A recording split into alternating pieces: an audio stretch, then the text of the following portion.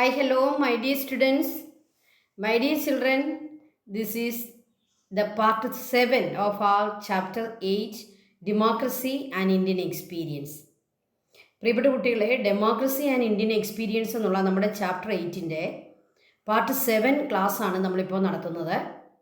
നമുക്കറിയാം, ഈ ചാപ്റ്ററിൽ നമ്മൾ എന്താണ് പഠിച്ചുകൊണ്ടിരിക്കുന്നത്? ഇന്ത്യൻ ഡെമോക്രസിയുടെ ന്യൂ എക്സ്പീരിയൻസുകളാണ് പഠിച്ചുകൊണ്ടിരിക്കുന്നത്. അതിൽ നമ്മൾ പഠിച്ചതിൽ ഭൂരിപക്ഷവും നമ്മുടെ രാജ്യത്ത് നടന്ന പലതരത്തിലുള്ള മൂവ്മെൻറ്റ്സുകളെ പറ്റിയും സ്ട്രൈക്കുകളെ പറ്റിയൊക്കെയാണ് പഠിച്ചത്, അല്ലേ? വിമൻ മൂവ്മെൻറ്റ് തൊട്ട് സെപ്പറേറ്റിസ്റ്റ് മൂവ്മെൻറ്റ് വരെയുള്ള മൂവ്മെൻറ്റ്സ് എല്ലാം നമ്മൾ പഠിച്ചു. പെസൻ മൂവ്മെൻറ്റ്സ്, അങ്ങനെ നമ്മുടെ ഡെമോക്രസി ഫേസ് ചെയ്ത എല്ലാ തരത്തിലുള്ള മൂവ്മെൻറ്റ്സുമാണ് നമ്മൾ പഠിച്ചുകൊണ്ടിരിക്കുന്നത്. അതിനകത്തെ അതർ ചലഞ്ചസ് എന്ന് പറഞ്ഞുകൊണ്ട് നമുക്ക് ചില കാര്യങ്ങൾ പഠിക്കാനുണ്ട്. അതിലൊരു പ്രധാനപ്പെട്ട കാര്യമായിരുന്നു കമ്മ്യൂണലിസം. അപ്പോൾ കമ്മ്യൂണലിസം എന്താണെന്ന് നമ്മൾ കഴിഞ്ഞ പാർട്ട് 6 വീഡിയോയിൽ നമ്മൾ പഠിച്ചു കഴിഞ്ഞു. ഈ കമ്മ്യൂണലിസം പോലെ തന്നെ ചലഞ്ചസ് ആയിട്ട് വരുന്ന അതർ ചലഞ്ചസ് എന്ന ആ ഒരു ഗ്രൂപ്പിൽ വരുന്ന 2-3 ചലഞ്ചസാണ് നമ്മൾ ഇന്ന് പഠിക്കുന്നത്. ഇന്നത്തെ ഈ വീഡിയോ കൊണ്ട് നമ്മുടെ ചാപ്റ്റർ കംപ്ലീറ്റ് ആകത്തില്ല. കാരണം ഇന്ന് നമ്മൾ വളരെ പ്രധാനപ്പെട്ട സെൻറ്റർ സ്റ്റേറ്റ് ടെൻഷൻ, അതിൻ്റെ റിലേഷൻഷിപ്പിലെ ചില ടെൻഷൻസ് ഒക്കെ പഠിക്കുന്നത് കൊണ്ട് ഗവർണറുടെ ഫങ്ഷൻസ്, അദ്ദേഹത്തിൻ്റെ പവേഴ്സ്, ഇതൊക്കെ പഠിക്കേണ്ടതുകൊണ്ട് നമുക്ക് ഈ പാർട്ട് 7 വീഡിയോയിൽ അതർ ചലഞ്ചസ് എല്ലാം തന്നെ ഇൻക്ലൂഡ് ചെയ്യാൻ സാധിച്ചിട്ടില്ല. അപ്പോൾ ഇതിനൊരു പാർട്ട് 8 വീഡിയോ കൂടി നമുക്കുണ്ടാകും. ഒരു ചെറിയ വീഡിയോ, വളരെ കുറച്ച് ചലഞ്ചസ് മാത്രം പറയുന്ന ഒരു ചെറിയ വീഡിയോ കൂടി നമ്മുടെ ഈ ചാപ്റ്ററിന് പാർട്ട് 8 ഉണ്ടാവും. അത് കഴിയുമ്പോഴാണ് നമ്മുടെ ഈ ചാപ്റ്റർ കംപ്ലീറ്റ് ആകുക. ഓക്കെ, അത് കഴിഞ്ഞ് നമ്മൾ ജോഗ്രഫിയിലേക്കാണ് പോകുന്നത്. അപ്പോൾ ഈ പാർട്ട് നമുക്ക് അതർ ചലഞ്ചസിൽ വളരെ പ്രധാനപ്പെട്ട 2-3 എണ്ണം പഠിക്കാം. ഓക്കെ, അപ്പം നമുക്ക് നമ്മുടെ ക്ലാസ്സിലേക്ക് കടക്കാം. നമ്മൾ ആദ്യം പഠിക്കാൻ പോകുന്നത് tensions in centre state relations R A major challenge. Tensions in centre state relationship. India is a democratic country and also it is a federal country, federal nation. Federal means we have a center administration and a state administration, center and state. So there is some tensions in center state relations. So what are the major challenges facing Indian democracy? Is a tension in center state relation. What is this? What is the reason for this center state relations in tension? അപ്പോൾ നമ്മുടെ ഈ central state relations ടെൻഷനാകേണ്ട കാര്യമൊന്നുമില്ല. കാരണം എന്താണ്? സെൻറ്ററിന് അതിൻ്റേതായ powers, functions എല്ലാം നമ്മുടെ കോൺസ്റ്റിറ്റ്യൂഷനിൽ കറക്റ്റായിട്ട് തന്നിട്ടുണ്ട്. അതുപോലെ തന്നെ സ്റ്റേറ്റിൻ്റെ പവേഴ്സും സ്റ്റേറ്റിൻ്റെ ഫങ്ഷൻസും കറക്റ്റായിട്ട് നമ്മുടെ കോൺസ്റ്റിറ്റ്യൂഷനിൽ പറഞ്ഞിട്ടുണ്ട്. പക്ഷേ ഈ കോൺസ്റ്റിറ്റ്യൂഷൻ കറക്റ്റായിട്ട് ഫോളോ ചെയ്യാത്തത് കൊണ്ടാണ് സെൻട്രൽ സ്റ്റേറ്റ് റിലേഷൻസിൽ ടെൻഷൻ ഉണ്ടാകുന്നത്, അവിടെ പ്രോബ്ലം ഉണ്ടാകുന്നത്. അപ്പോൾ നമുക്ക് നോക്കാം എന്താണ് ഈ സെൻട്രൽ സ്റ്റേറ്റ് റിലേഷൻ്റെ ടെൻഷൻ്റെ അതിൻ്റെ റീസൺ എന്താണ്. Although the constitution has divided powers between the center and the state, more power is vested in the center. അപ്പോൾ നമ്മുടെ കോൺസ്റ്റിറ്റ്യൂഷൻ അനുസരിച്ച് തന്നെ there is a complete division in the powers of center and state, but more powers are vested in the center. അപ്പോൾ കൂടുതൽ powers കൊടുത്തിരിക്കുന്ന സെൻറ്ററിന്, അതാണല്ലോ അതിൻ്റെ ന്യായവും, അല്ലേ? രാജ്യത്തെ മുഴുവൻ അഡ്മിനിസ്ട്രേഷൻ നടത്തേണ്ട, രാജ്യത്തെ മുഴുവൻ പ്രൊട്ടക്റ്റ് ചെയ്യേണ്ട സെൻട്രൽ ഗവൺമെൻറ്റിനെ കൂടുതൽ പവേഴ്സാണ് നമ്മുടെ കോൺസ്റ്റിറ്റ്യൂഷൻ കൊടുത്തിരിക്കുന്നത്. Okay, it has also ensured advantage of the central government in some matters. Central ഗവൺമെൻറ്റിന് മാത്രം പവേഴ്സ് ഉള്ള ചില മാറ്റേഴ്സും ഉണ്ട്. Only the central government has power in some matters, especially in dealings with the foreign affairs and our defense. അപ്പം നമ്മുടെ defence, foreign affairs പോലെയുള്ള ചില കാര്യങ്ങളിൽ സെൻറ്ററിൻ്റെ പവേഴ്സ് എന്ന് പറയുന്നത് വളരെ കൂടുതലായിരിക്കും. It has also ensured advantage of the central government in some matters. The Constitution also gives the state the right to freely exercise for the powers given to them. Our Constitution, it gives full power to the state that it can freely exercise the powers given to them. അപ്പോൾ central കുറേ powers കൂടുതൽ കൊടുക്കുന്നുണ്ടെങ്കിലും നമ്മുടെ state ഗവൺമെൻറ്റുകൾക്ക് അവർക്ക് കൊടുത്തിരിക്കുന്ന powers free ആയിട്ട് exercise ചെയ്യാനുള്ള എല്ലാ സാധ്യതകളും കോൺസ്റ്റിറ്റ്യൂഷൻ കൊടുത്തിട്ടുണ്ട്. But the central government directly and through governor's interfere in this right of the state. That is the real reason for the tension in the relation of center-state. What is the real reason? The central government directly and through governors interfere in the right of the state. അപ്പോൾ central government ഏതൊക്കെ റൈറ്റാണോ സ്റ്റേറ്റിന് കൊടുത്തിരിക്കുന്നത് ആ റൈറ്റിൽ ഡയറക്റ്റായിട്ടോ ഗവർണർമാരെ ഉപയോഗിച്ചോ interfere ചെയ്യുമ്പോഴാണ് ഈ tension ഉണ്ടാകുന്നത്. So the tension is because the central government it directly or through the governor's they interfere in the right of the state. This tension in center-state relation are another major challenge facing the Indian society or Indian democracy. So, this tension in center-state relations is major challenge. Other major challenge facing by the Indian democracy. അപ്പോൾ Indian ഡെമോക്രസിയിൽ ഇങ്ങനെ ഒരു tension വരേണ്ട കാര്യമൊന്നുമില്ല. പക്ഷേ ഡെമോക്രസിയിൽ ഇങ്ങനത്തെ tension ഉണ്ടാകുന്നുണ്ട്. അതിൻ്റെ കാരണം സെൻട്രലിനും സ്റ്റേറ്റിനും ഡിഫറെൻറ്റ് പവേഴ്സും ഡിഫറെൻ്റ് ആയിട്ടുള്ള ഫങ്ഷൻസുമാണ് നമ്മുടെ കോൺസ്റ്റിറ്റ്യൂഷൻ കൊടുത്തിരിക്കുന്നത്. അതിൽ സെൻട്രലിന് കുറച്ച് പവേഴ്സ് കൂടുതലാണ്. ചില മേഖലകളിൽ അവർക്ക് മാത്രമാണ് കൂടുതൽ പവർ ഉള്ളത്, അവർക്ക് മാത്രമേ പവർ ഉള്ളൂ. പക്ഷേ സെൻട്രൽ ഗവൺമെൻറ് സ്റ്റേറ്റ് ഗവൺമെൻറ്റിൻ്റെ റൈറ്റിലേക്ക് അവരുടെ പവറിലേക്ക് ഇൻ്റർഫിയർ ചെയ്യുന്നു. എങ്ങനെ ഇൻ്റർഫിയർ ചെയ്യുന്നു? ഡയറക്റ്റ് ആയിട്ടോ ഗവർണറിനെ ഉപയോഗിച്ചോ ഇൻ്റർഫിയർ ചെയ്യുന്നു.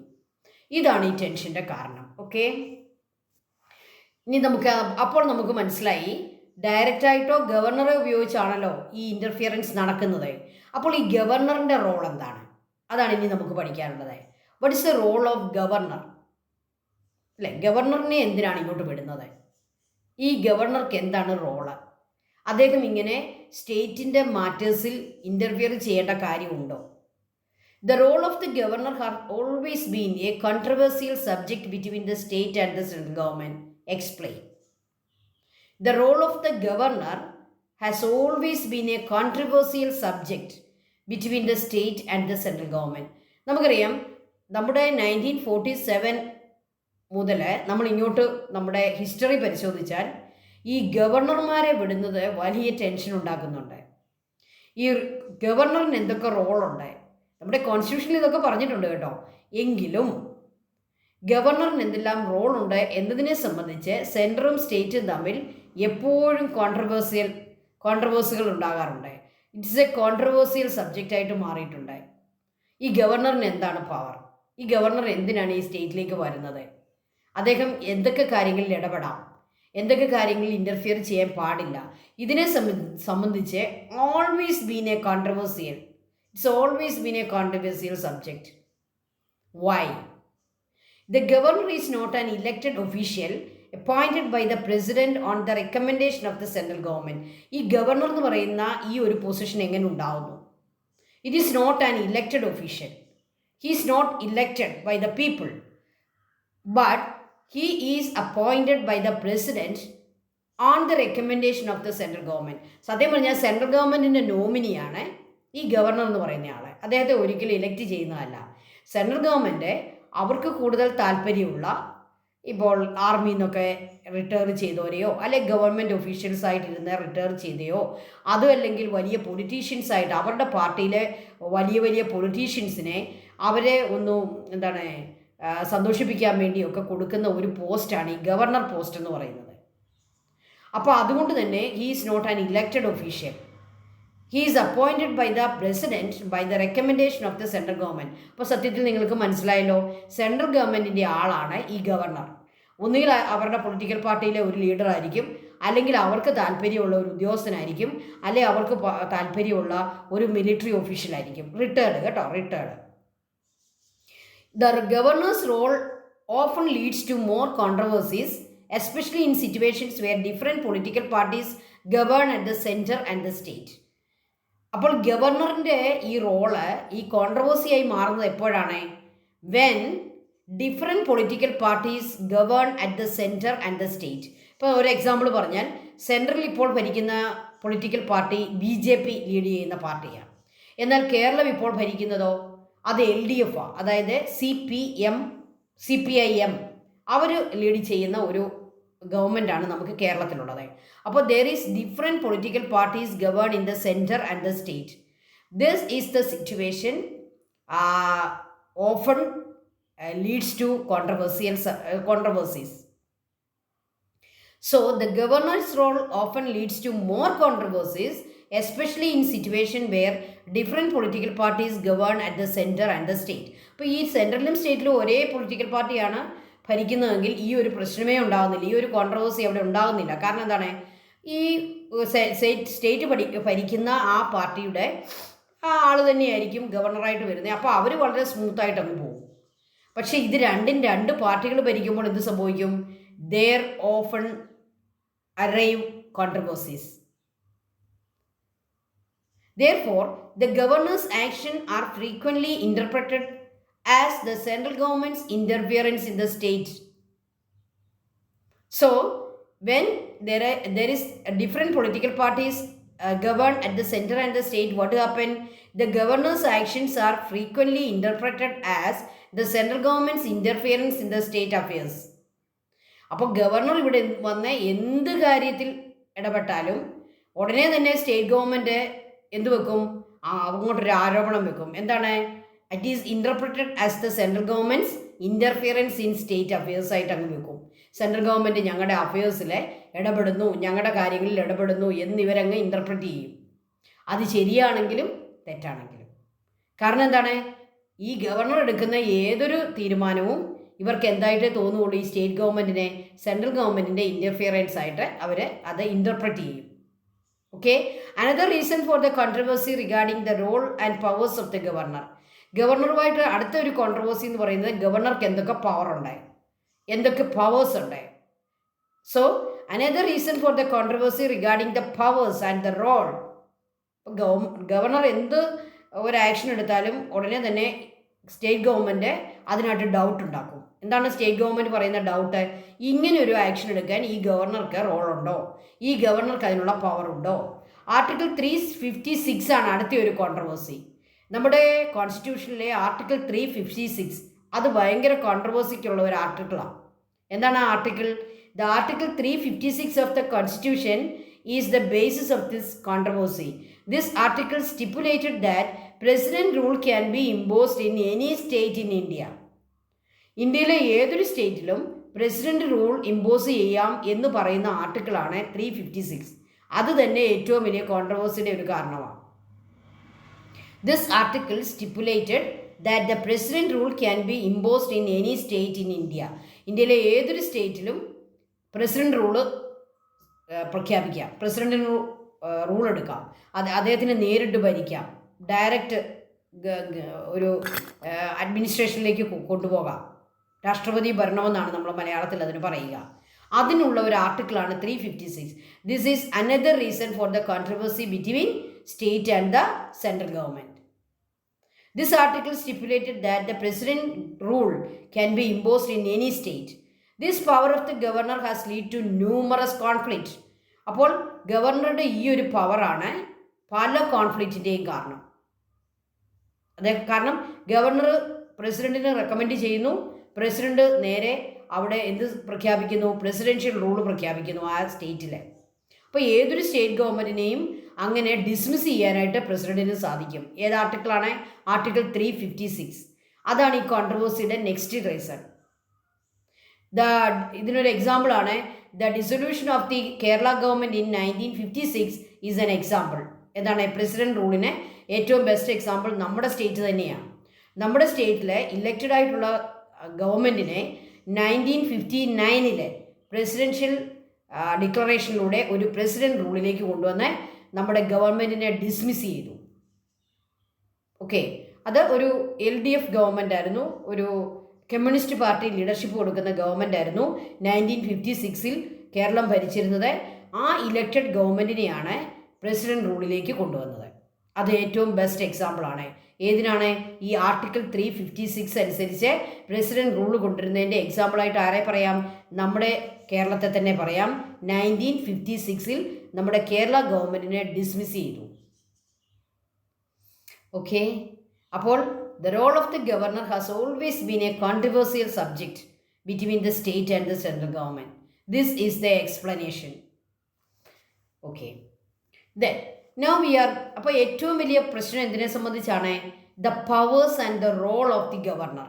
അപ്പം നമുക്ക് ആദ്യമായിട്ട് അത് പഠിക്കാം. Role of the governor and the powers. ആദ്യം നമുക്ക് പവേഴ്സ് പഠിക്കാം. ഗവർണറുടെ പവേഴ്സിനെ നമുക്ക് കാറ്റഗറൈസ് ചെയ്ത് നമുക്ക് സബ് ടൈറ്റിൽ കൊടുക്കണം. ഒന്നാമത്തെ ഗവർണറുടെ പവർ എന്ന് പറയുന്നത് ലെജിസ്ലേറ്റീവ് പവേഴ്സാണ്. ലെജിസ്ലേറ്റീവ് പവേഴ്സ് അതായത് നിയമനിർമ്മാണവുമായി ബന്ധപ്പെട്ട, നിയമങ്ങൾ ഉണ്ടാക്കുന്നതുമായിട്ട് ബന്ധപ്പെട്ട പവേഴ്സിനെയാണ് നമ്മൾ എന്ത് പേര് പറയുക? Legislative powers. രണ്ടാമത്തേത് ഭരണവുമായി ബന്ധപ്പെട്ട, നമ്മുടെ അഡ്മിനിസ്ട്രേഷനുമായി ബന്ധപ്പെട്ട ഗവർണറുടെ പവേഴ്സാണ് എക്സിക്യൂട്ടീവ് പവേഴ്സ്. അപ്പം ലെജിസ്ലേറ്റീവ് പവേഴ്സ് ഉണ്ട്, എക്സിക്യൂട്ടീവ് പവേഴ്സ് ഉണ്ട്. അതുപോലെ തന്നെ ഗവർണർക്ക് ജുഡീഷ്യറി പവേഴ്സ് ഉണ്ട്. അതായത് നമ്മുടെ കോർട്ടും ഒക്കെ ആയിട്ട് ബന്ധപ്പെട്ട്, ജുഡീഷ്യറിയുമായിട്ട് ബന്ധപ്പെട്ട് ഗവർണർക്ക് ചില പവേഴ്സ് ഉണ്ട്. അതാണ് ജുഡീഷ്യറി പവേഴ്സ്. ഇതൊന്നുമല്ലാതെ ഡിസ്ക്രിഷണറി പവേഴ്സും ഉണ്ട്. ഈ 3 പവേഴ്സ് കൂടാതെ ഗവർണർക്ക് സ്വയം എടുക്കാവുന്ന ചില തീരുമാനങ്ങളൊക്കെ എടുക്കാം. അതിനെയാണ് നമ്മൾ പറയുക ഡിസ്ക്രിഷണറി പവേഴ്സ്. അപ്പോൾ ഗവർണറുടെ പവേഴ്സിനെ നമുക്ക് 4ആയിട്ടാണ് നമുക്ക് കാറ്റഗറൈസ് ചെയ്യാൻ പറ്റുന്നത്, ഡിവൈഡ് ചെയ്യാൻ പറ്റുന്നത്. ഫസ്റ്റ് വൺ ലെജിസ്ലേറ്റീവ് പവേഴ്സ്, രണ്ടാമത്തേത് എക്സിക്യൂട്ടീവ് പവേഴ്സ്, മൂന്നാമത്തേത് ജുഡീഷ്യറി പവേഴ്സ്. ഇത് നിങ്ങൾ ഗവൺമെൻറ്റിൻ്റെ ആ 3 വിങ് അങ്ങ് ഓർത്താൽ മതി. Legislature, executive, judiciary. ഈ 3 ടൈപ്പിലും ഗവർണർക്കും പവറുണ്ട്. ലെജിസ്ലേറ്റീവ് പവേഴ്സ് ഉണ്ട്, എക്സിക്യൂട്ടീവ് പവേഴ്സ് ഉണ്ട്, ജുഡീഷ്യറി പവേഴ്സ് ഉണ്ട്. ഇത് കൂടാതെ ഡിസ്ക്രിഷണറി പവേഴ്സും ഉണ്ട്. ഓക്കെ, അപ്പോൾ നമുക്ക് 1 by 1 ആയിട്ട് പഠിക്കണം. ആദ്യം നമുക്ക് ലെജിസ്ലേറ്റീവ് പവേഴ്സ് ഏതൊക്കെയാണെന്ന് നോക്കാം. To summon the legislative assembly, to propose sections and dissolve the assembly. നമ്മുടെ അസംബ്ലിയെ, അതായത് നമ്മുടെ സ്റ്റേറ്റ് ഗവൺമെൻറ് ഉണ്ടാകുന്ന ആ ലെജിസ്ലേച്ചറിനെ, അസംബ്ലിയെ സമ്മൺ ചെയ്യാൻ, അതിനെ വിളിച്ചു കൂട്ടാൻ പറ്റും. അതുപോലെ തന്നെ പ്രൊപ്പഗ്യൂസ് ചെയ്യാൻ പറ്റും, അതായത് സെക്ഷൻസൊക്കെ എങ്ങനെ വേണമെന്ന് പറയാൻ പറ്റും. അതുപോലെ തന്നെ അസംബ്ലിയെ ഡിസോൾവ് ചെയ്യാനും പറ്റും. Dissolve the assembly. ഓക്കെ, രണ്ടാമത് ടു അഡ്രസ് ദ അസംബ്ലി. അസംബ്ലിയെ അഡ്രസ്സ് ചെയ്യാൻ ഗവർണർക്ക്, അപ്പോൾ നമ്മുടെ നിയമസഭയിൽ പോയി ഗവർണർക്ക് പ്രസംഗിക്കാം. Address the assembly. To give assent to bills passed by the assembly. Assembly പാസ്സാക്കുന്ന ഏത് ബില്ലും ഗവർണർ സിഗ്നേച്ചർ കൊടുക്കുമ്പോഴാണ് അത് ഒരു നിയമമായി മാറുക. To give assent to bills passed by the assembly. അപ്പോൾ ഗവർണർ ഒപ്പിടാതെ ഒരു ബില്ലും പാസ്സാകത്തില്ല. ഓക്കെ, ടു പ്രൊമുഗുലേറ്റ് ഓർഡിനൻസുകൾ പ്രൊമുലേറ്റ് ചെയ്യാം. To give prayer permission for the presentation of budgets and money bills in the assembly. അസംബ്ലിയിലെ ബജറ്റും മണി ബിൽസും പ്രസൻറ്റ് ചെയ്യാനുള്ള പ്രയർ പെർമിഷൻ കൊടുക്കാനും ഗവർണർക്ക് പറ്റും. ഗവർണർ പെർമിഷൻ നേരത്തെ തന്നെ കൊടുത്തു കഴിഞ്ഞാൽ അസംബ്ലിയിൽ ബജറ്റ് അവതരിപ്പിക്കാം, മണി ബില്ലുകൾ അവതരിപ്പിക്കാം. അങ്ങനെ വളരെ വിപുലമായ ലെജിസ്ലേറ്റീവ് പവേഴ്സ് ഉള്ള ഒരു പോസ്റ്റാണ് ഈ ഗവർണറുടെ പോസ്റ്റ്. അദ്ദേഹത്തിനെ നമ്മുടെ സ്റ്റേറ്റ് ഗവൺമെൻറ്റിൻ്റെ അസംബ്ലി സമ്മൺ ചെയ്യാം, അഡ്രസ്സ് ചെയ്യാം, ബില്ലുകളിൽ ഒപ്പിടാം, ഓർഡിനൻസുകൾ പുറപ്പെടുവിക്കാം. അതുപോലെ തന്നെ പ്രയർ പെർമിഷൻ കൊടുത്ത് ബില്ലുകളും ബജറ്റുകളും ഒക്കെ അവതരിപ്പിക്കാം. ഇനി ഗവർണറുടെ എക്സിക്യൂട്ടീവ് പവേഴ്സ് ഏതൊക്കെയാണ്? All executive powers of the state are exercised in the name of governor. ഗവർണറുടെ പേരിലാണ് നമ്മുടെ സ്റ്റേറ്റിലെ എല്ലാ എക്സിക്യൂട്ടീവ് പവേഴ്സും പോകുന്നത്. എല്ലാ എക്സിക്യൂട്ടീവ് പവേഴ്സിൻ്റെയും ലീഡറാണ് governor. He is the top authority. He is the head of the executive power. He is the head of the executive power. All executive powers of the state are exercised in the name of the governor. To invite the leaders of the political party or alliance as has secured the majority in the state to form the government. Government election കഴിയുമ്പോൾ government form ചെയ്യാൻ വേണ്ടി ഗവർണറാണ് majority കിട്ടിയ പാർട്ടിയുടെ അല്ലെങ്കിൽ ആ coalition ഇതിൻ്റെ ലീഡറെ വിളിക്കുക. To invite the leader of the political party that has secured the majority in the election to form the state government. അതിനുവേണ്ടി ഗവർണർ വിളിക്കും. To appoint chief minister, chief മിനിസ്റ്ററിനെ അപ്പോയിൻറ്റ് ചെയ്യും. And chief ministers recommendation other ministers, മറ്റ് മിനിസ്റ്റേഴ്സിനെ appoint ചെയ്യും. കണ്ടോ എത്ര വലിയ എക്സിക്യൂട്ടീവ് പവറാന്ന് നോക്കിയേ. ചീഫ് മിനിസ്റ്ററെ അപ്പോയിൻറ്റ് ചെയ്യുക, മിനിസ്റ്റേഴ്സിനെ അപ്പോയിൻറ്റ് ചെയ്യുക, ഇതൊക്കെ ഗവർണർക്കാണ് അതിൻ്റെ power. Then to appoint the Advocate General, the chairman of the State Public Service Commission and the members of PSC. PSCയുടെ ചെയർമാനെ, PSC മെമ്പേഴ്സിനെ, അഡ്വക്കേറ്റ് ജനറലിനെ, നമുക്കറിയാം നമ്മുടെ സ്റ്റേറ്റ് ഗവൺമെൻറ്റിലെ ഏറ്റവും ടോപ്പ് ഒരു ബ്യൂറോക്രസിയിലെ ഏറ്റവും മുതിർന്ന ഉദ്യോഗസ്ഥനാണ്, ഒഫീഷ്യലാണ് അഡ്വക്കേറ്റ് ജനറൽ. അദ്ദേഹത്തെ അപ്പോയിൻറ്റ് ചെയ്യുക, PSC ചെയർമാനെയും PSC മെമ്പേഴ്സിനെ അപ്പോയിൻറ്റ് ചെയ്യുക. All these are the powers of the governor, executive powers. Then ഗവർണറുടെ ജുഡീഷ്യറി പവേഴ്സ് എന്തൊക്കെയാണ്? The power to grant pardon, suspend, remit or commute sentence for offences related to matters within the executive power of the state government. State ഗവൺമെൻറ്റിൻ്റെ executive പവേഴ്സിൽ വരുന്ന ഒഫൻസസിന് pardon കൊടുക്കാനും അവരെ suspend ചെയ്യാനും remit ചെയ്യാനും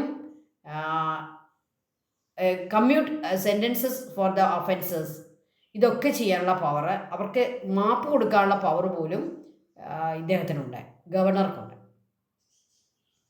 to grant pardon, suspend, remit or commute sentences for offences related to matters within the executive powers of the state government. ഇനി ഗവർണർക്ക് മാത്രം എടുക്കാവുന്ന ചില ഡിസ്ക്രിഷണറി പവേഴ്സ് എന്തൊക്കെയാണെന്ന് നോക്കാം. In situations where no single party secures a majority in the legislative assembly, the governor can exercise discretionary powers regarding the formation of the council of ministers. അപ്പോൾ ഈ election കഴിഞ്ഞ് ഒരു സ്റ്റേറ്റിൽ ഒരു പാർട്ടിക്കും മജോറിറ്റി ഇല്ലാത്ത ഒരു സിറ്റുവേഷൻ ക്രിയേറ്റ് ചെയ്യപ്പെട്ടാൽ അവിടെ ഒരു കൗൺസിൽ ഓഫ് മിനിസ്റ്റേഴ്സിനെ എങ്ങനെ എടുക്കണം, ആ ഇലക്ഷൻ തന്നെ ഡിസ്മിസ് ചെയ്യണോ, അതോ പുതിയൊരു ഇലക്ഷൻ പ്രഖ്യാപിക്കണമോ, അതോ ഈ ഉള്ള ഇലക്ഷനിൽ നിന്നും ഒരു കൗൺസിൽ ഓഫ് മിനിസ്റ്റേഴ്സിനെ സെലക്ട് ചെയ്യണോ, ഇതെല്ലാം ഗവർണർക്ക് തീരുമാനിക്കാം. അദ്ദേഹത്തിൻ്റെ ഡിസ്ക്രിഷണറി പവേഴ്സിൽ വരുന്നതാണ്. എപ്പോഴാണ് ഈ പവേഴ്സ് തീരുമാനിക്കാവുന്നത്? When there is no majority for any political party in the election. To submit a report to the president regarding the administrative affairs of the state. സ്റ്റേറ്റിൻ്റെ അഡ്മിനിസ്ട്രേറ്റീവ് അഫയേഴ്സിനെ പറ്റി പ്രസിഡന്റിനൊരു റിപ്പോർട്ട് കൊടുക്കുക. അങ്ങനെ കൊടുക്കണോ വേണ്ടയോ എന്ന് തീരുമാനിക്കാനുള്ള പവറും ഗവർണർക്കുണ്ട്. When bill passed by the legislative assembly are submitted for the governor's assent, the governor can take the following action. ഗവർണർക്ക് ഒരു ബില്ല് സൈൻ ചെയ്യാൻ വേണ്ടി അദ്ദേഹത്തിന് ഫോർവേഡ് ചെയ്ത് കഴിഞ്ഞാൽ ഗവർണർക്ക് ചില കാര്യങ്ങളിൽ അദ്ദേഹത്തിൻ്റെ തീരുമാനം എടുക്കുക. അതിൻ്റെ അദ്ദേഹത്തിൻ്റെ ഡിസ്ക്രിഷണറി പവേഴ്സാണ്. To declare whether the bill has been given assent or not, ഈ ബില്ലിനെ അസെൻറ്റ് കൊടുക്കണോ വേണ്ടയോ അദ്ദേഹത്തിന് തീരുമാനിക്കാം. Return the bill to the legislative assembly, legislative അസംബ്ലിയിലേക്ക് ആ ബില്ല് റിട്ടേൺ ചെയ്യാനുള്ള തീരുമാനം അദ്ദേഹത്തിന് എടുക്കാം. Submit the bill for the consideration of the president, വേണമെങ്കിൽ ആ ബില്ല് പ്രസിഡന്റിന് അദ്ദേഹത്തിന് അയച്ചു കൊടുക്കാം. ഇതൊക്കെ അദ്ദേഹത്തിൻ്റെ ഡിസ്ക്രിഷണറി പവേഴ്സാണ്. അസെൻറ്റ് കൊടുക്കുക, ബില്ലിന് അസെൻറ്റ് കൊടുക്കുക എന്നുള്ളതും അദ്ദേഹത്തിന് തീരുമാനിക്കാം. അത് പ്രസിഡന്റിന് സെൻഡ് ചെയ്യണമെന്ന് തീരുമാനിക്കാം. അത് അസംബ്ലിക്ക് തന്നെ റിട്ടേൺ ചെയ്യണമെന്നും തീരുമാനിക്കാം. ഇതൊക്കെ അദ്ദേഹത്തിൻ്റെ ഡിസ്ക്രിഷണറി പവേഴ്സിലെ വരുന്ന പവേഴ്സാണ്. അപ്പോൾ വളരെ പ്രധാനപ്പെട്ട കുറേ പവേഴ്സുള്ള ആളാണ് ഗവർണർ. ഗവർണറുടെ പവേഴ്സിനെ നിങ്ങൾ എങ്ങനെ തിരിച്ചു പഠിക്കണം? Legislative powers, executive powers, judiciary powers and discretionary powers. Okay, functions of the governor. ഇനി ഇദ്ദേഹത്തിൻ്റെ ഡ്യൂട്ടി എന്താണ്? Function means duty. ഇദ്ദേഹത്തിന് എന്തൊക്കെ ഡ്യൂട്ടി ഉണ്ട്? 2 ഡ്യൂട്ടിയാണ് പ്രധാനമായും. To help the state government to carry out the democratic process of the state smoothly and in a manner consistent with the spirit of the constitution. ഇദ്ദേഹം സത്യം പറഞ്ഞാൽ നമ്മുടെ സ്റ്റേറ്റ് ഗവൺമെൻറ്റിൻ്റെ സ്മൂത്ത് വർക്കിങ്ങിനെ ഒരു ഹെൽപ്പായിട്ട് നിൽക്കുക എന്നുള്ളതാണ്. കോൺസ്റ്റിറ്റ്യൂഷൻ്റെ സ്പിരിറ്റ് അനുസരിച്ച് നമ്മുടെ സ്റ്റേറ്റിൻ്റെ ഗവൺമെൻറ് ഭരിക്കുന്നുണ്ടോ എന്ന് നോക്കുക, അവരെ അതിന് ഹെൽപ്പ് ചെയ്യുക, അഡ്വൈസ് കൊടുക്കുക, അവരുടെ കൂടെ നിൽക്കുക. അതാണ് അദ്ദേഹത്തിൻ്റെ ഒന്നാമത്തെ function. To help the state government to carry out the democratic process of the state smoothly and in a manner consistent with the spirit of the constitution. അപ്പോൾ കോൺസ്റ്റിറ്റ്യൂഷൻ്റെ സ്പിരിറ്റിൽ നിന്നും ഒരു സ്റ്റേറ്റ് ഗവൺമെൻറ് അകന്നു പോകാതെ അവിടുത്തെ ഗവൺമെൻറ്റിനെ കറക്റ്റായിട്ട് പ്രവർത്തിക്കാനുള്ള ഹെൽപ്പ് കൊടുത്ത് അവരുടെ ഒപ്പം നിൽക്കുക എന്നതാണ് ഈ ഗവർണറുടെ first function. Governor is a friend, philosopher and A guide. അദ്ദേഹം ഒരു സ്റ്റേറ്റിൽ എങ്ങനെ പ്രവർത്തിക്കണം? ഈ സ്റ്റേറ്റ് ഗവൺമെൻറ്റിൻ്റെ ഫ്രണ്ടായിട്ട്, അവരുടെ ഒരു ഫിലോസഫറായിട്ട്, അവരുടെ ഒരു ഗൈഡായിട്ട്, ഒരു അഡ്വൈസറായിട്ട്. ഓക്കെ, ആ cabinet headed by the chief minister. അപ്പോൾ ചീഫ് മിനിസ്റ്ററിൻ്റെയും ക്യാബിനറ്റിൻ്റെയും ഏറ്റവും വലിയ ഫ്രണ്ടും ഫിലോസഫറും ഗൈഡും അഡ്വൈസറുമായിട്ട് നിൽക്കേണ്ടയാളാണ് ഗവർണർ. അതാണ് അദ്ദേഹത്തിൻ്റെ ഏറ്റവും പ്രധാനപ്പെട്ട 2 ഫങ്ഷൻസ്. ഒന്നാമത് അദ്ദേഹം അവരെ ഹെൽപ്പ് ചെയ്യണം. കോൺസ്റ്റിറ്റ്യൂഷൻ അനുസരിച്ച് ആ സ്പിരിറ്റ് പോകാതെ സ്റ്റേറ്റ് ഗവൺമെൻറ്റിനെ പ്രവർത്തിക്കാനുള്ള ഹെൽപ്പ് കൊടുത്തുകൊണ്ടിരിക്കുക. അവരുടെ അഡ്വൈസർ ആകുക, ഫ്രണ്ട് ആകുക, ഗൈഡ് ആകുക, ഫിലോസഫർ ആകുക. ഓക്കെ, അപ്പം വളരെ നല്ല രീതിയിൽ പ്രവർത്തിക്കാൻ പറ്റുന്ന ഒരു റോളാണ് ഗവർണർക്ക്. ഓക്കെ, അടുത്തായിട്ട് നമ്മൾ നമ്മുടെ ചലഞ്ചിലെ ഒരു വളരെ പ്രധാനപ്പെട്ട ചലഞ്ചിലേക്ക് വരികയാണ്, കറപ്ഷൻ. What is corruption? എന്താണ് കറപ്ഷൻ്റെ മലയാളം? അഴിമതി അല്ലേ? അഴിമതി, കൈക്കൂലി എന്നൊക്കെ നമ്മൾ പറയുക, അതെല്ലാം കറപ്ഷനിൽ വരുന്നതാണ്. അഴിമതി, പണം തട്ടുക അല്ലേ, നമ്മുടെ ട്രഷറിയിൽ നിന്നുള്ള പണം തട്ടുക, അഴിമതി കാണിക്കുക, കൈക്കൂലി വാങ്ങുക, ഇതെല്ലാം കൂടെയും ചേർന്നതാണ് ഈ കറപ്ഷൻ. അത് പൊളിറ്റിക്കൽ പാർട്ടി ലീഡേഴ്സ് ഉണ്ട്, അതുപോലെ തന്നെ നമ്മുടെ ബ്യൂറോക്രസി കറപ്ഷൻ നടത്തുന്നുണ്ട്. അപ്പോൾ പൊളിറ്റീഷ്യൻസും നമ്മുടെ ഗവൺമെൻറ് ഒഫീഷ്യൽസും 2 കൂട്ടരും കറപ്റ്റഡ് ആണ് ഇന്ത്യയിൽ. നമുക്കറിയാം USSRൻ്റെ ഹിസ്റ്ററി പഠിക്കുമ്പോൾ USSRൻ്റെ ഡിസിൻറ്റഗ്രേഷൻ 1990 നടന്നു. 1990 USSRലെ രാജ്യങ്ങളെല്ലാം 14 രാജ്യങ്ങളായിട്ട് ചിതറിപ്പോയി. USSR എന്ന് പറയുന്ന ആ ഒരു സംവിധാനം തന്നെ ഇല്ലാതായി. എന്താണ് അതിൻ്റെ മെയിൻ കാരണമായിട്ട് പറയുന്നതെന്ന് അറിയാമോ? പല കാരണങ്ങൾ പറയുന്നുണ്ട്. അതിലെ ഒന്ന് ഈ കറപ്ഷനാണ്. അവിടുത്തെ പൊളിറ്റീഷ്യൻസും അവിടുത്തെ ബ്യൂറോക്രാറ്റുകളും കറപ്ഷനിലേക്ക് പോയതാണ് ആ USSR തകർന്നത്. അപ്പോൾ ഏതൊരു രാജ്യത്തെയും അതിനെ ഡിസിൻറ്റഗ്രേറ്റ് ചെയ്യാൻ പറ്റുന്ന, അതിനെ ഡിസ്ട്രോയ് ചെയ്യാൻ പറ്റുന്ന ഏറ്റവും വലിയ ഒരു ചലഞ്ചാണ് കറപ്ഷൻ. ഇന്ത്യയിൽ ഇതുണ്ടോ? നിങ്ങൾ പറയുന്നേ ഉണ്ട്. ഇത് കറപ്ഷനാണ്. പൊളിറ്റിക്കൽ ലെവലിൽ കറപ്ഷനുണ്ട് അല്ലേ? ബ്യൂറോക്രാറ്റിക് ലെവലിലും കറപ്ഷനുണ്ട്. What is corruption? How it adversely effect our democratic system? നല്ലൊരു ക്വസ്റ്റ്യൻ ആണ്. Corruption can be considered as the use of any kind of power or position and the acceptance of money or any other reward in addition to the legally due remuneration. എന്താണ് remuneration? ഒന്നുകിൽ അതിനെ നമുക്ക് remuneration എന്നുള്ളതിനെ നമ്മൾ പല പേരിൽ പറയാറുണ്ട്. Wage എന്ന് പറയാറുണ്ട്, സാലറി എന്ന് പറയാറുണ്ട്, അതുപോലെ ഓണറേറിയോ എന്ന് പറയാറുണ്ട് അല്ലേ? നമ്മുടെ ഈ വാർഡ് മെമ്പർമാർക്കൊക്കെ കിട്ടുന്നതിനെ അവർക്ക് സാലറി എന്നുള്ള വേർഡല്ല ഉപയോഗിക്കുക, ഓണറേറിയം എന്നുള്ള വേർഡാണ് ഉപയോഗിക്കുന്നത്. ഓണറേറിയം. അപ്പം ഈ ഓണറേറിയം ഒരു കണക്കിന് എന്ത് തന്നെയാണ്? സാലറി തന്നെയാണ്. അത് പേരിൽ പറയുന്നതേ ഉള്ളൂ. അപ്പോൾ ഓണറേറിയം കിട്ടുന്നുണ്ട്, അതുപോലെ സാലറി കിട്ടുന്നുണ്ട്, വേജ് കിട്ടുന്നുണ്ട്. ഇതൊന്നും കൂടാതെ അതിനപ്പുറത്ത് എന്ത് മേടിക്കുന്നതിനാണ് പറയുന്നത്? Corruption. Corruption can be considered as the use of any kind of power or position and the acceptance of money or any other reward അല്ലേ? ഏത് റിവാർഡ് മേടിച്ചാലും, ഇപ്പം നമ്മളൊരു കാര്യം നടത്തി കൊടുക്കുമ്പോൾ ഒരു കളക്ടർ അല്ലെങ്കിൽ ഒരു ഗവൺമെൻറ് ഒഫീഷ്യൽ, ഒരു വലിയ സ്ഥാനത്തിരിക്കുന്ന ഒരു RDO അല്ലെങ്കിൽ ഒരു എന്താണ് വില്ലേജ് ഓഫീസർ, ഇവർ പണം മേടിക്കണമെന്നില്ല. ആ ഒരു കാര്യം നടത്തി കൊടുക്കുന്നതിന് എന്തെങ്കിലും റിവാർഡ് മേടിച്ചാൽ മതി. പണമായിട്ട് മേടിക്കാതെ വസ്തുവായിട്ട് മേടിക്കുന്നു, എന്തെങ്കിലുമൊക്കെ പാരിതോഷികങ്ങൾ മേടിക്കുന്നു. ഇതെല്ലാം കറപ്ഷനാണ്. അപ്പം നമ്മുടെ പവർ, പൊസിഷൻ ഉപയോഗിച്ച് എന്ത് മിസ്യൂസ് ചെയ്താലും അത് കറപ്ഷനാണ്. Misuse of a power and position and the acceptance of money in any other reward in addition to the legally due remuneration. Legally മേടിക്കുന്ന കാശിന് പകരം, സാലറിക്ക് പകരം, റെമ്യൂണറേഷന് പകരം ഇതിലേത് മേടിച്ചാലും മിസ്യൂസ് ഓഫ് പവർ ആണ്. അതിനെയാണ് കറപ്ഷൻ എന്ന് പറയുന്നത്. Corruption adversely affect the country's financial investment, economic growth and our democratic system. ഈ കറപ്ഷൻ എങ്ങനെയാണ് നമ്മുടെ ഡെമോക്രസി അഫക്റ്റ് ചെയ്യുന്നത്? It adversely affect negatively affect our country's financial investment, our economic growth, our development, and entire economic system. Corruption causes the right welfare activities and facilities that the people should receive in the concentrated to any few individuals. നമ്മുടെ മുഴുവൻ ജനങ്ങൾക്കും കിട്ടേണ്ട rights, മുഴുവൻ ജനങ്ങൾക്കും കിട്ടേണ്ട welfare, മുഴുവൻ ജനങ്ങൾക്കും കിട്ടേണ്ട ഫെസിലിറ്റീസ് ഏതാനും പേര് തട്ടിയെടുക്കാൻ ഇത് കാരണമാകും. It is concentrated to a few individuals. അതാണ് കറപ്ഷൻ്റെ ഏറ്റവും വലിയ കുഴപ്പം. ഇപ്പം നമ്മുടെ കൃഷിഭവനിലേക്ക് കുറച്ച് പുതിയ ന്യൂ പ്ലാൻസ് വന്നു. ഉടനെ തന്നെ കൃഷി ഓഫീസർ ഒരു കാര്യം ചെയ്യുകയാണ്. അദ്ദേഹത്തിന് അറിയാവുന്ന കുറച്ച് ഫാർമേഴ്സിനെ വിളിച്ച് പറയുന്നു, കുറച്ച് തൈകൾ ഇതുപോലെ വന്നിട്ടുണ്ട്, നിങ്ങൾ വന്ന് കൊണ്ടുപോകും. അവർ പെട്ടെന്ന് ചെല്ലുന്നു, അവർ പെട്ടെന്ന് അപേക്ഷ എഴുതി വെക്കുന്നു. ആ വന്ന മുഴുവൻ സാധനങ്ങളും റെഡ്യൂസ്ഡ് പ്രൈസിലോ അല്ലെങ്കിൽ ഫ്രീ ആയിട്ടോ അവർ കൊണ്ടുപോകുന്നു. അപ്പോൾ ബാക്കി കർഷകരാരായി? നമ്മൾ പറയും, പിള്ളേരുടെ ഭാഷയെ പറഞ്ഞാൽ ശശിയായി എന്ന് പറയും, അല്ലേ? അപ്പോൾ ആ കൃഷി ഓഫീസർ ചെയ്തത് ഏറ്റവും വലിയ കറപ്ഷനാണ്. അദ്ദേഹം എന്താണ് ചെയ്യേണ്ടിയിരുന്നത്? അദ്ദേഹം പത്രത്തിലോ അല്ലെങ്കിൽ വാട്സപ്പ് ഗ്രൂപ്പിലോ മുഴുവൻ കർഷകർക്കും information കൊടുക്കണമായിരുന്നു.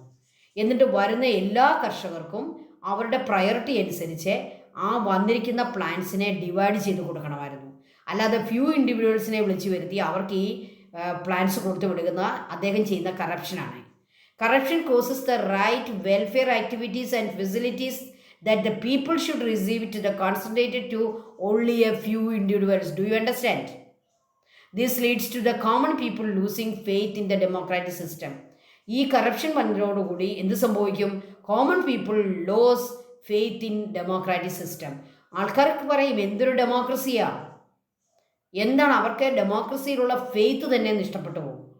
That is the effect, negative effect of this corruption.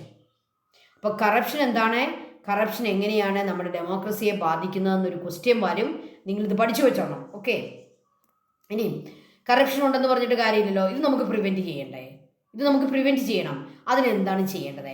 What can we do to prevent corruption? First, raise public awareness against corruption.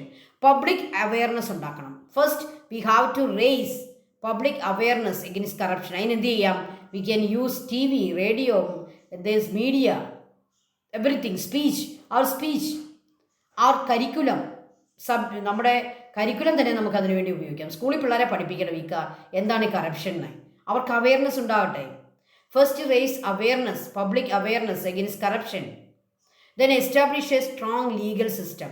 ഈ കറപ്ഷൻ നടത്തുന്ന ആളുകൾക്ക്, അത് പൊളിറ്റീഷ്യൻസ് ആണെങ്കിലും ഗവൺമെൻറ് ഒഫീഷ്യൽസ് ആണെങ്കിലും, അവർക്ക് നല്ല ശിക്ഷ കിട്ടുന്നില്ല. So we have to establish a strong legal system.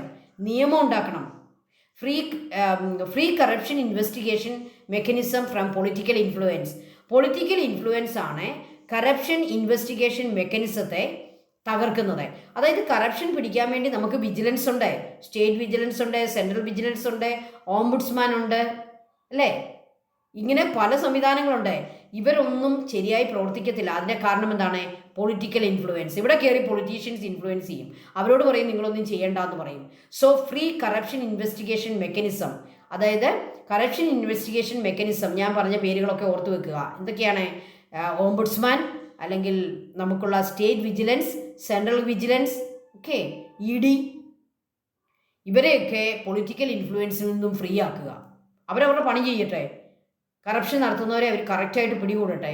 Make financial sources of political parties transparent. Political influence വരാനുള്ള കാരണം എന്താ? പൊളിറ്റിക്കൽ പാർട്ടീസിനെ ഈ കറപ്ഷൻ നടത്തുന്ന ആളുകൾ വലിയ ഹ്യൂജ് എമൗണ്ട് അവർക്ക് എന്ത് കൊടുക്കും? പണം കൊടുക്കും. So make financial source of political parties transparent. എവിടുന്ന് വന്നു, എങ്ങനെയാണ് ഇവരുടെ ഫണ്ട് റേസ് ചെയ്യുന്നത്, അത് ട്രാൻസ്പെറൻ്റ് ആക്കണം. Make the governance sector transparent. നമ്മുടെ ഗവർണൻസ് സെക്ടറിനെ ട്രാൻസ്പെറൻ്റ് ആക്കണം. ഈ ഒഫീഷ്യൽസിനെ അവരുടെ ഇൻകത്തെ സംബന്ധിച്ചൊക്കെ അവർക്കൊരു ട്രാൻസ്പെറൻസി വേണം. ഇങ്ങനെ ട്രാൻസ്പെറൻ്റ് ആക്കിയാൽ അത് പൊളിറ്റിക്കൽ പാർട്ടീസിൻ്റെ ഫണ്ടാണെങ്കിലും ഗവൺമെൻറ് ഒഫീഷ്യൽസിൻ്റെ ഫണ്ടാണെങ്കിലും പൊളിറ്റീഷ്യൻസിൻ്റെ ഇൻകം ആണെങ്കിലും എല്ലാം ട്രാൻസ്പെറൻ്റ് ആക്കുക. പൊളിറ്റിക്കൽ ഇൻഫ്ലുവൻസിൽ നിന്നും കറപ്ഷൻ ഇൻവെസ്റ്റിഗേഷൻ മെക്കാനിസത്തെ ഫ്രീ ആക്കുക. സ്ട്രോങ് ലീഗൽ സിസ്റ്റം കൊണ്ടുവരിക, സ്ട്രോങ് നിയമങ്ങൾ കൊണ്ടുവരിക, പബ്ലിക് അവയർനെസ് ഉണ്ടാക്കുക. All these make help us to prevent corruption. ഇനി നമുക്ക് 3 ചലഞ്ചസ് കൂടി പഠിക്കാനുണ്ട്. അതിലൊന്ന് നമ്മുടെ ഈ പൊളിറ്റിക്കൽ പാർട്ടീസിന് കിട്ടുന്ന ഫണ്ടിനെ സംബന്ധിച്ചുള്ളതാണ്. അതിലൊന്നാണ് ഇലക്ട്രൽ ബോണ്ട് എന്നുള്ളത് എന്താണ് പഠിക്കണം. അതുപോലെ തന്നെ ക്രിമിനലൈസേഷൻ ഓഫ് പൊളിറ്റിക്സ്, നമ്മുടെ പൊളിറ്റിക്സിനെ ക്രിമിനലൈസ് ചെയ്തിരിക്കുന്നു. അത് വളരെ പ്രധാനപ്പെട്ട ഒരു ചലഞ്ചാണ്, അത് ടീച്ചർ പഠിപ്പിക്കാം. അതുപോലെ തന്നെ ഡിഫാക്ഷൻ, കൂറുമാറ്റം എന്ന് നിങ്ങൾ കേട്ടിട്ടില്ലേ? അതായത് ഒരു പാർട്ടിയിൽ നിന്ന് വിജയിക്കുക, എന്നിട്ട് സമയമാകുമ്പോൾ അധികാരത്തിന് വേണ്ടി ആ പാർട്ടി ഉപേക്ഷിച്ച് വേറൊരു പാർട്ടിയിലേക്ക് പോവുക. അതിന് നമ്മൾ പറയുന്നത് ഡിഫാക്ഷൻ, കൂറുമാറ്റം. ഈ 3 കാര്യങ്ങളായിരിക്കും നെക്സ്റ്റ് വീഡിയോയിൽ നമ്മൾ പഠിപ്പിക്കുന്നത്. ഏതൊക്കെയാണ് ആ 3 കാര്യങ്ങൾ? പൊളിറ്റിക്കൽ പാർട്ടീസിന് കിട്ടുന്ന ഫണ്ടിനെ സംബന്ധിച്ച്, അതുപോലെ തന്നെ ക്രിമിനലൈസേഷൻ ഓഫ് പൊളിറ്റിക്സിനെ സംബന്ധിച്ച്, അതുപോലെ തന്നെ ഡിഫാക്ഷനെ സംബന്ധിച്ച്. Okay students, thank you so much. May God bless you all.